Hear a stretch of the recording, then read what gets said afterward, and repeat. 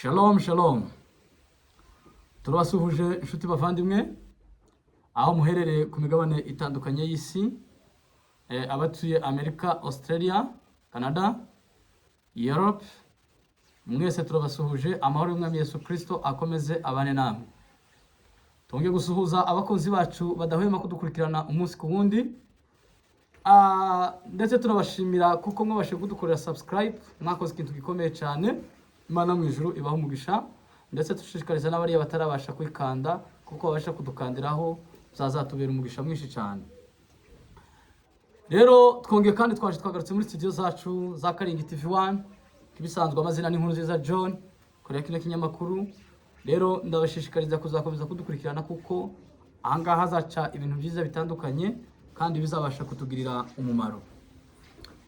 Rero tudatinze, ni twebwe bana banyu cyangwa se abasore banyu cyangwa se abagabo, muradukunda natwe turabakunda kandi turabizi ko maze kutumenyera ahangaha. Rero uyu munsi kandi twongeye twagarutse, ndi kumwe n'umuvandimwe muramuzi, turakorana umunsi ku wundi.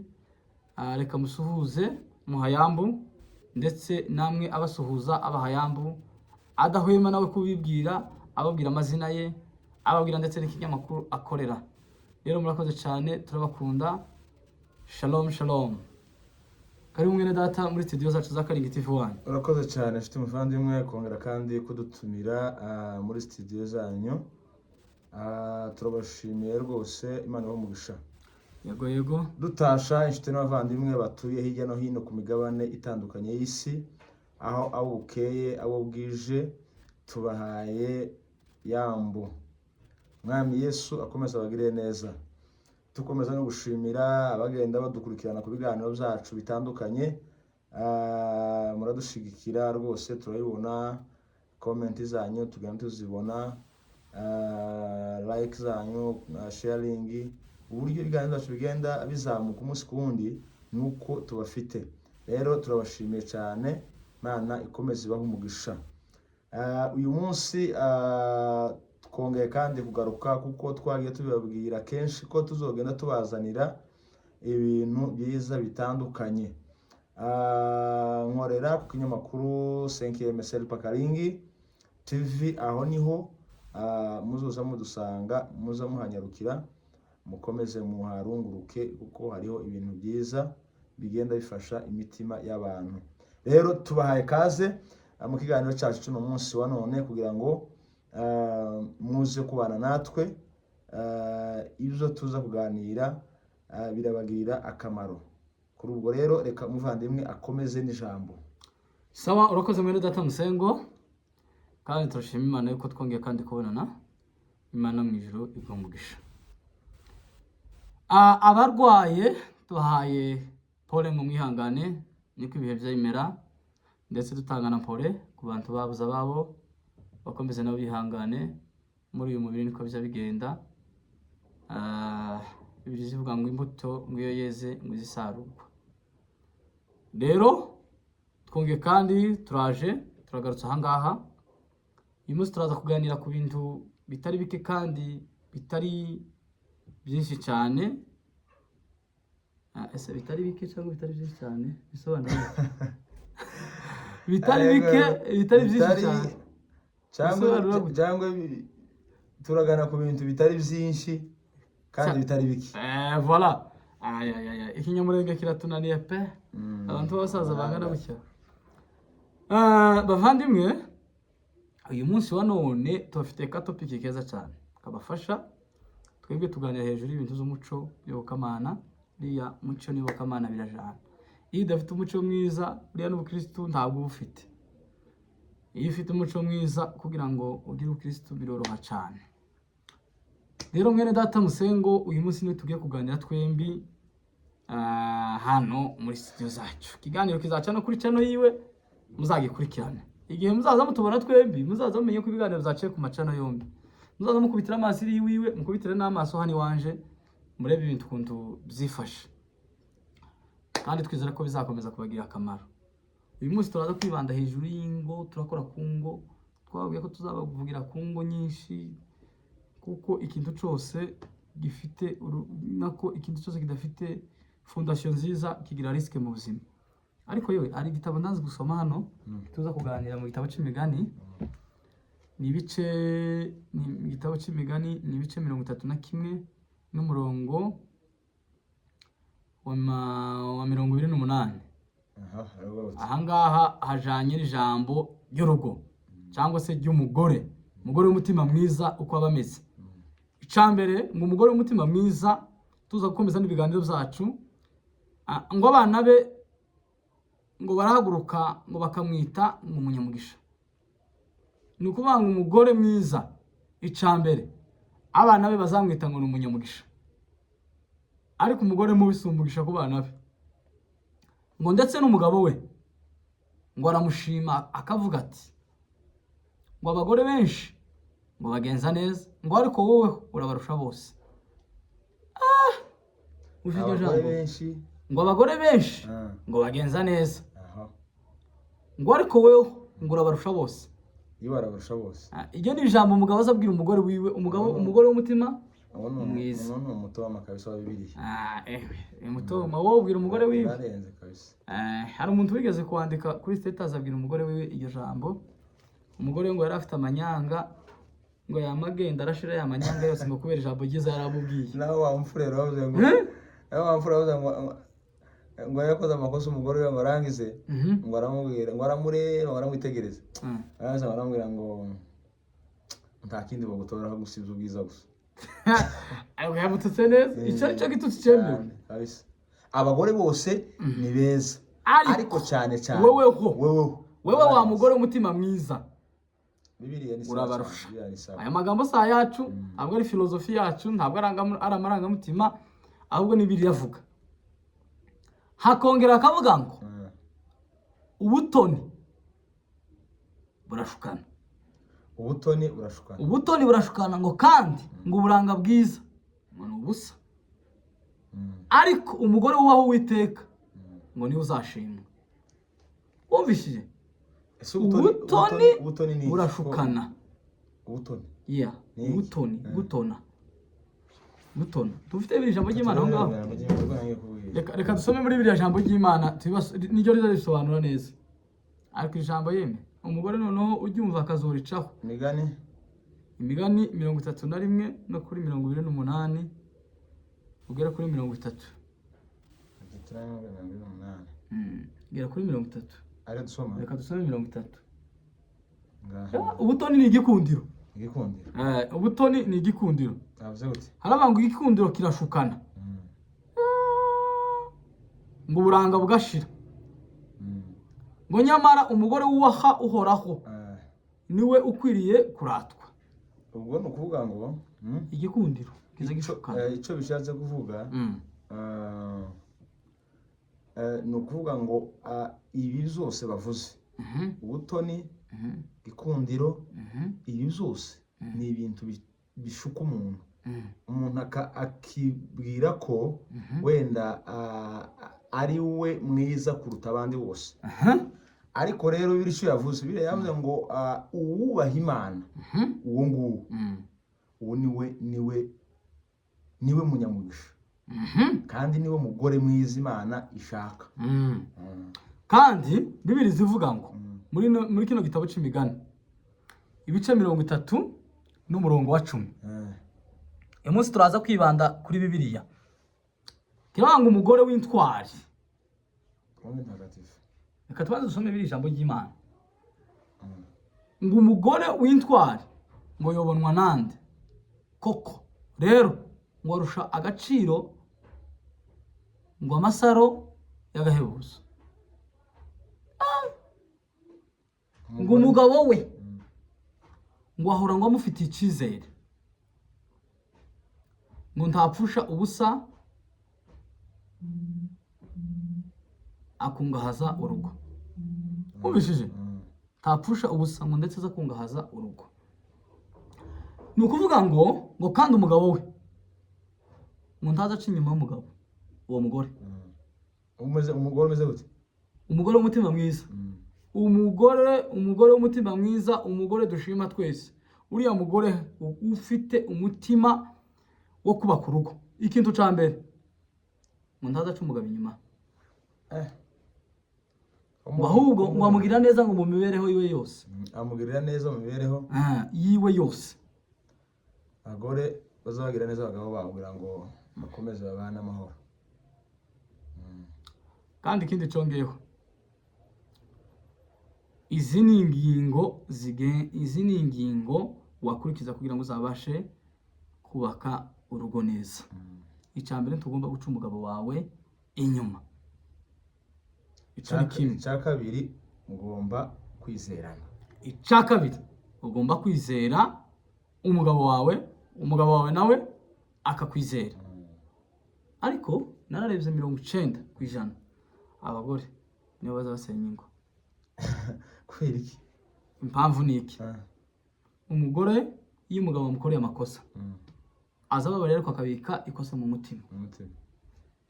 Umugabo ashobora kumukorera irindi kosa akababarira akabika ikosa mu mutima.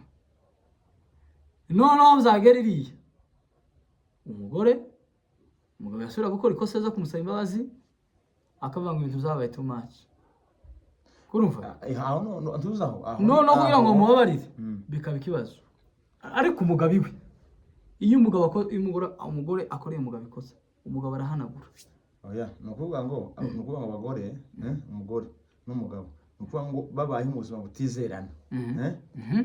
Urumva barahishanye.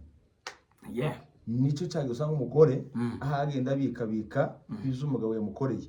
Ariko iyo hariho kudahishana akabaho kwizerana ntanzika bagenda babika. Ubundi iyo umugore n'umugabo bakusanye ikikurikiyeho niki no gusabana imbabazi. Kwera ikiza wenda ico umugore abika inzika ni umugabo wewe utamusabye imbabazi kandi uzi ko wakosha. Ariko iyo umaze gukosa ukamusaba imbabazi buriya abagore n'abana beza cyane. Abagore n'abana beza ariko kandi bagira defo. Nakubwiye ngo umugore uzumusaba imbabazi akabika mu mutima. Ikosa wamukoreye ryose nyuma y'imyaka 2-3 abakirifite mu mutima. Aho ngaho nta mbabazi zitanga ikosa rikiri mu mutima wawe. Ariko kubabarira ico bisobanura. Reka kubwira umuvandimwe. Impamvu nkubwiye bino kubabarira ico bisobanura no guhanagura ikosa umugabo wawe yakugiriye cyangwa undi muntu wese ikosa yakugiriye. Ubundi no kuvuga ngo iyo umuntu abika ikintu mu mutima we ubundi umutima ndi wari ukubikwamwo ibibi aho umutima wari ukubikwamwo ibyiza gusa.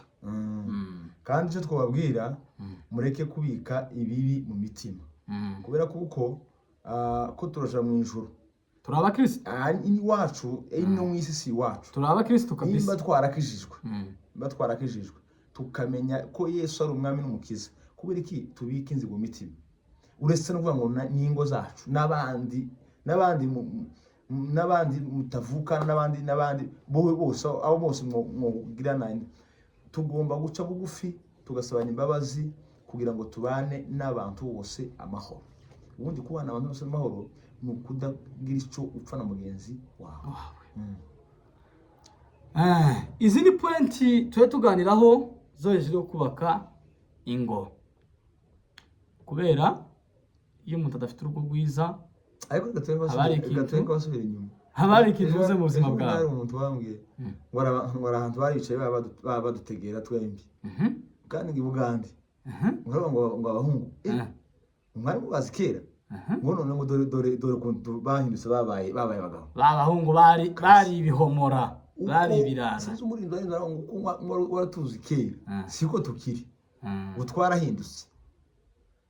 Umwami Yesu yatugiriye neza. Bibiri zivuga ngo iyo umuntu ari muri Kristo ngo abaye icaremwe gisha ngo ivyakera bavyaragize ute byarahindutse byaravuye. Voilà nukuvuga ngo twebwe murabizi muratuzi ariko Kristo yatugiriye iki? Yatugiriye imbabazi kabisa. Nanje ngo ndi mubo yacunguye. Turi mubo Kristo yacunguye kandi mubo yahaye imbabazi tubarimo. Rero niyo mpamvu twe tubabwira ngo namwe mugende mwubaka ingo nziza, ingo zanyu zizamere neza.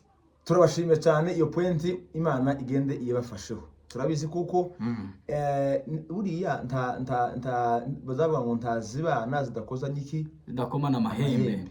Nukuvuga ngo urugo niko rwubakika twaravutse dusanga bamuze hari uko barashaje natwe nuko n'abandi bazovuka nyuma yacu bigende gutyo, ariko kubera ko tugenda tugera mu binyejana bitandukanye tugomba kugenda duhindura imitekerereze. Uko bamuze babayeho siko tugomba kubaho. Ni ukuvuga ngo ubu nyine ndetse n'ibihugu biratandukanye turimo. Ni ukuvuga ngo ubu nyine twebwe uburyo tumeze, iki si ikinyejana cyo gukubita umugore. Wayi gute ukubita umugore? Umugore Bibiri ivuga ko ari umusaidizi wawe. Umugore ni umusaidizi wawe, ariko kandi nakara ko mu mara yawe. Buriya ukubita umugore uba wayikubita nawe. Ikintu cya mbere kuriya wigirira wenyine wikunda, ni ugomba gukunda umugore wawe cyane. Umugore wawe ugomba kumukunda, yakora ikosa ukabona ko ari nawe wakoze ikosa, kumubabarira bikoro cyane rwose. Nubwo ubuzima ataba ari bwiza cyane, nubwo imibereho ataba ari myiza cyane, ariko tugomba kubaho uko Imana ishaka. Bibiri zivuga ngo uturyo dukakaye ariko dufite amahoro, utwo ni twiza, utwo ni two dushimishije. Ariko ibiryo byinshi bidafite amahoro, ibyo ngibyo bihora n'intonganya, bihora n'amakimbirane, bihora n'iki. Rero bavandimwe, mureke tube mu buzima Imana ishaka ko tubaho, kandi twubaka ingo zacu, kuko urugo niryo torero ry'ibanze. Rero turabashimiye cyane ko mwadukurikiranye. Reka tugere ku yindi point. Sawa, mwene data arakoze cyane, karabaganira neza kandi karabaheza inama zibasha kubaka ingo. Ubundi ikintu cya mbere, iyo urugo rwakunaniye n'ubukristo ntuzobushobora. Ubundi umugore nagukosera, ikintu cya mbere uzirukiraho, uziruke gusaba umugore wawe imbabazi. Nukosera umugore wawe akarakara, uzaje kumusaba imbabazi. Urukundo ni ikintu gikomeye. Muza mwibuka urukundo, amagambo wabwiraga umugore wawe mukiyaye muteretana, ariko uza amagambo uzubwira umukobwa wawe muteretana. Nutekereza ari amagambo muri fiançailles wamubwiye yose, ukayakurura yose, nzagukunda, nzakugira gutya, nzakugira gutya, byose ukabikurura kugira ngo ubabarire umugore wawe bizakorohera. Ariko iyo wabyibagiwe mu buzima bwawe, naguriye ntuzubona iyo twogiye tugira yoka nk'igihe twakijijwe ile moto ya kwanza kiyo abantu baza kugira iriya moto ya kwanza, kubona ijuru abantu benshi byari byorosha, ariko kubera uriya muri uzushira abantu bakamenyera ibintu, ukabona ari nk'ibintu bisanzwe. Nico gituma Kristo buzabunanirana. So rero iyo point irangiriye. Reka twinjire mu yindi point y'abagabo. Abagabo nabo bagira defo nyinshi, tugira defo nyinshi.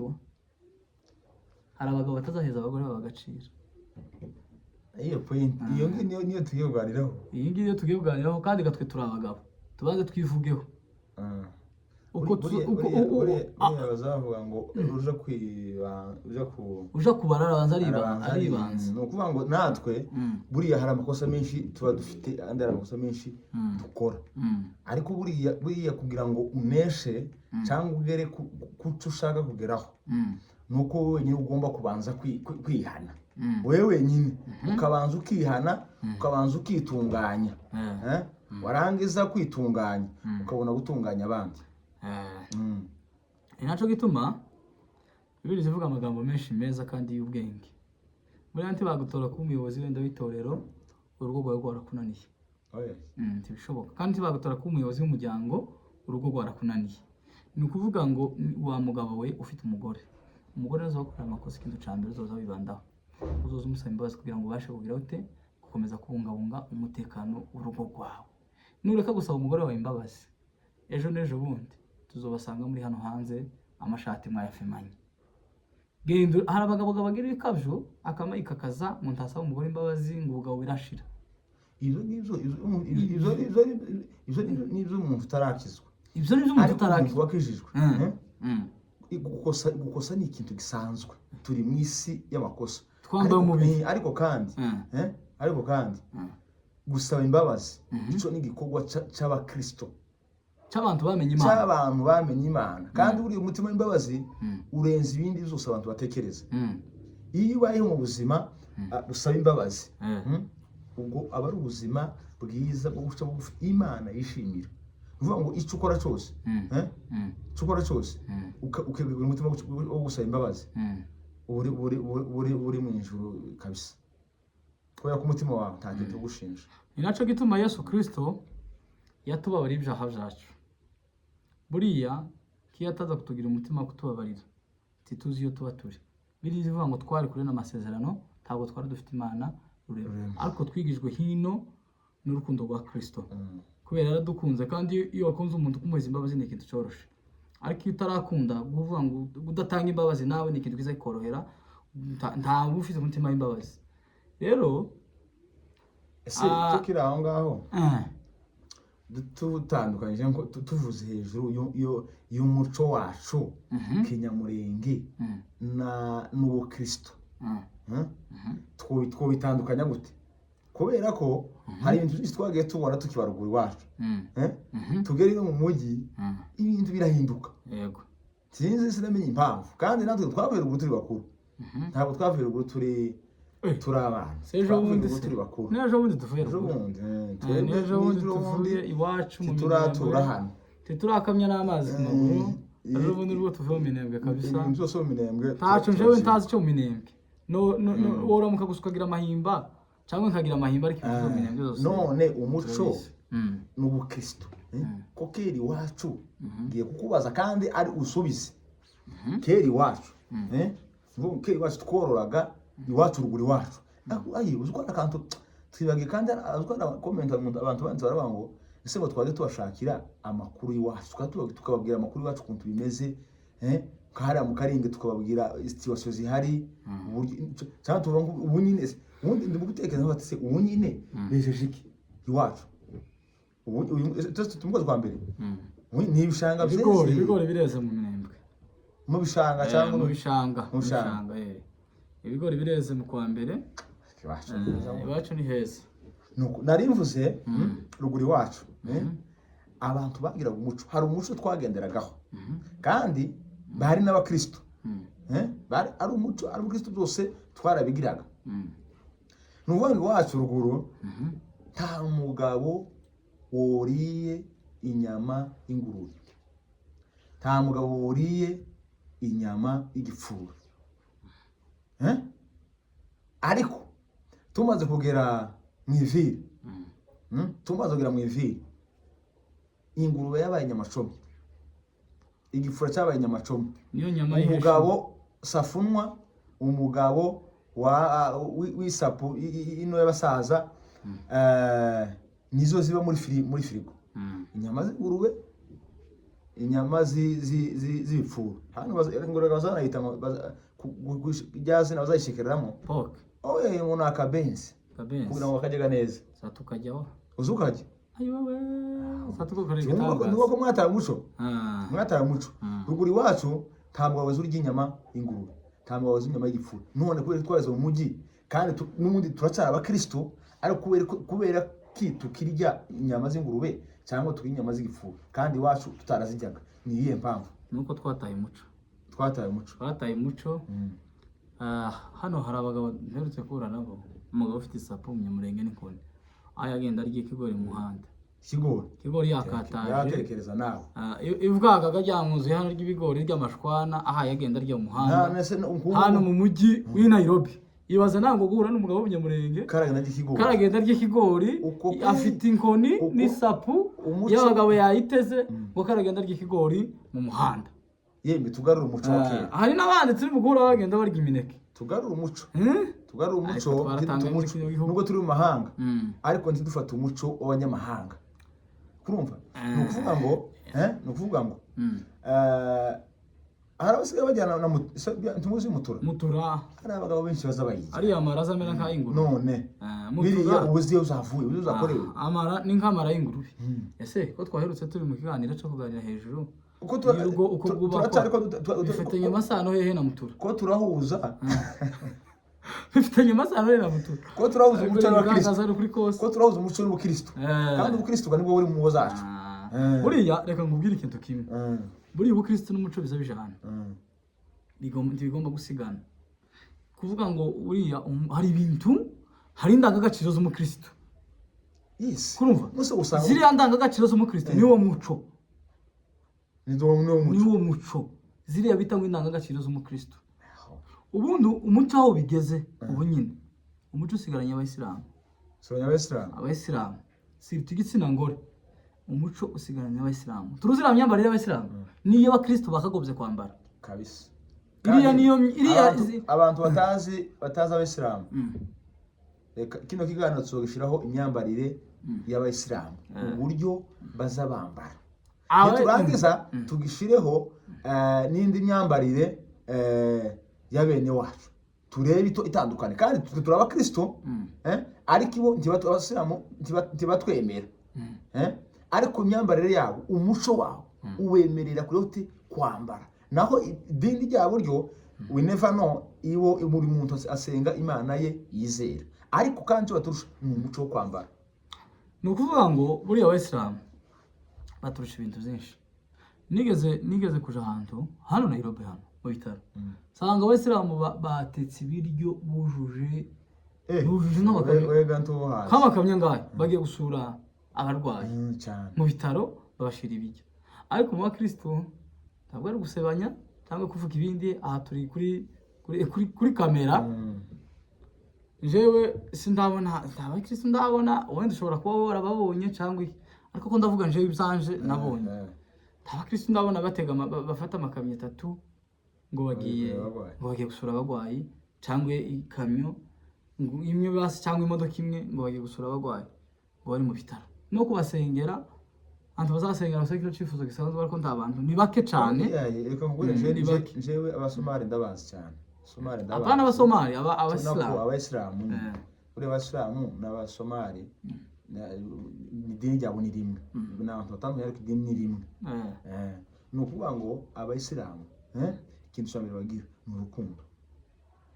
Uziko kandi Bibiliya itegeko rya mbere iravuga ngo ukunde mugenzi wawe kuko wikunda. Ni ukuvuga ngo abari abayisilamu yibo kumva urukundo rwabo. Ni ukuvuga ngo iyo umwe afite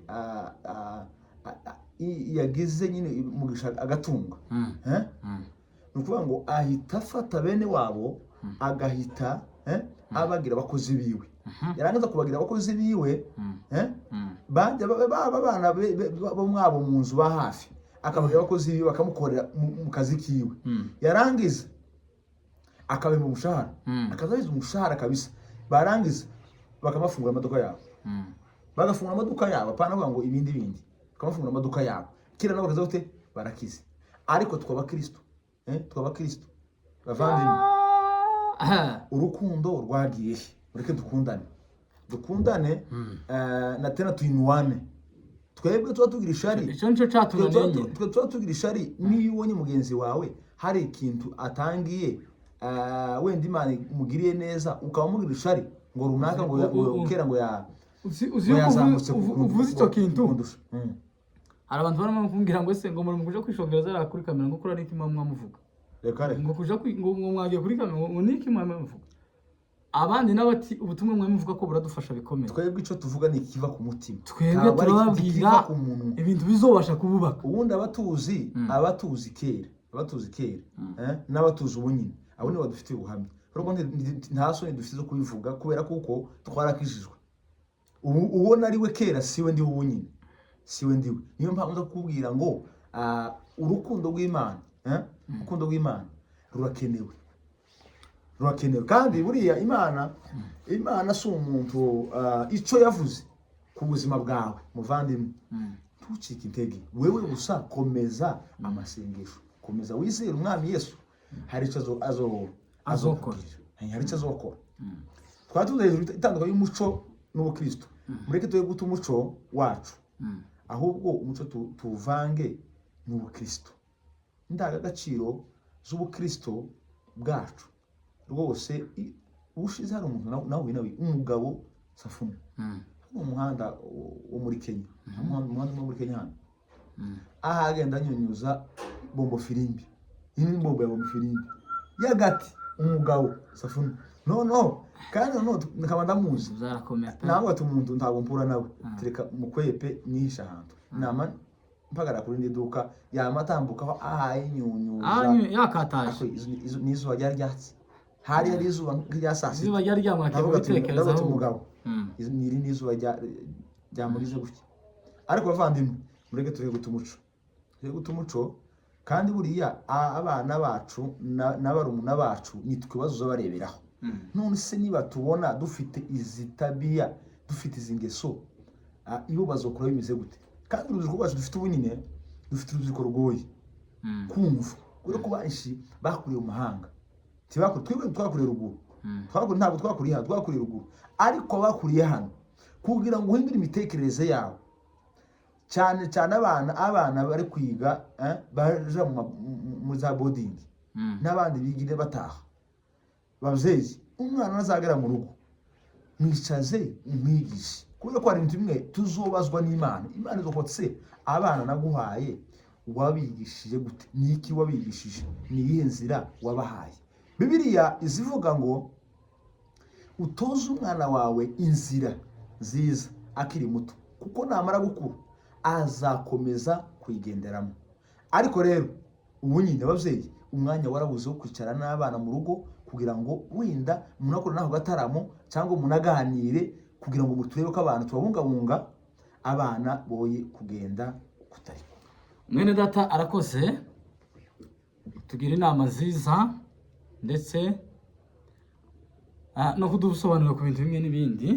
Rero bino bintu byose turimo tuvuga no kugira ngo tubashe kubaka ingo zacu cyangwa se tubashe kubungabunga umuco wacu.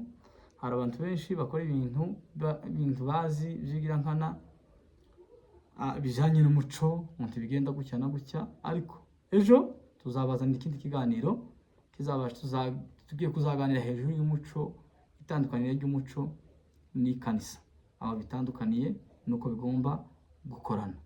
Hari abantu benshi bagiye babigiramo impaka nyinshi cyane, ariko ibyo tugomba kuzoza kubiganiraho. Ariko cyane tuzaza twibanda ku ngo, abantu bagende bubaka ingo nziza kugira ngo zizabashe kubagirira akamaro. Ubu nyine dufite ibibazo bikomeye, ariko ibyo bibazo ni twebwe abantu tubyitera, tubyirangirije ngo bishobora gukunda, kandi tubikomeje bishobora gukunda bigakomeza bikaba bibi, ariko tugende tubigiremo uruhare kugira ngo tubashe kubungabunga ikintu icyo ari cyo cyose kitwerekeyeho. Rero turabashimiye uyu munsi wa none kuko mubashe kudukurikira, nako dushimiye bariko bakomeza kudukurikirana muri bino biganiro byacu. Tugiye kuza tubasohorera ikiganiro hafi 3 ku cyumweru kizabasha kubagirira akamaro. Rero nshimiye na mwene data Musengo ukorera soza. Bavandimwe, turi mu bihe bigoye, turi mu bihe bitoroshe. Turabizi neza kuko ivyo ducamo ni ibintu abantu benshi baburiye igisubizo. Nubwo duca muri ibi bintu bimeze gutya, Bibiliya ivuga ngo ibigeragezo ntibizabura kuza, ariko ngo ishano kuzubizana. Ubu turi mu bihe bigoye cyane, ariko turagira ngo dusengere igihugu cyacu, turagira ngo dusengere ubwoko bwacu. Rwose mureke buriya gufatana urunana no gushira hamwe nicyo kintu cyonyine kiza kirema ubumwe.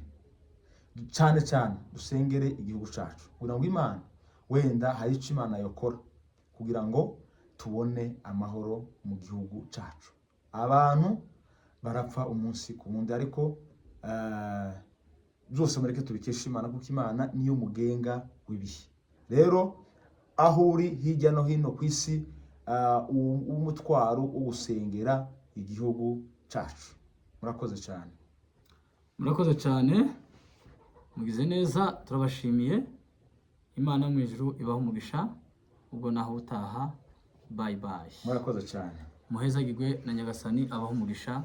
Ubwo tuzongera kandi ubutaha. Amen.